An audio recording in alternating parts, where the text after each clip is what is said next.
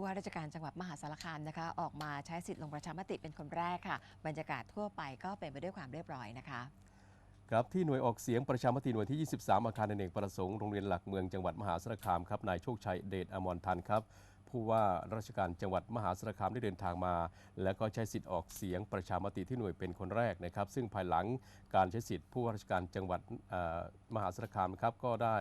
สั่งกำชับเจ้าหน้าที่ประจำหน่วยตำรวจทำหน้าที่ให้ถูกต้องตามขั้นตอนรักษาความสงบเรียบร้อยอย่างเข้มงวดนะครับโดยเฉพาะหลังการนับคะแนนเจ้าหน้าที่ประจำหน่วยต้องนำอุปกรณ์เข้าไปเก็บรักษาไว้ณสถานีตำรวจภูธรในพื้นที่รับผิดชอบเพื่อป้องกันการสูญหายขณะที่บรรยากาศทั่วไปที่หน่วยออกเสียงนอกเขตมีประชาชนเดินทางมาออกเสียงประชามติกันอย่างคึกคักโดยจังหวัดมหาสารคามมีประชาชนไม่มีสิทธิ์ออกเสียงประชามติจำนวนทั้งสิ้น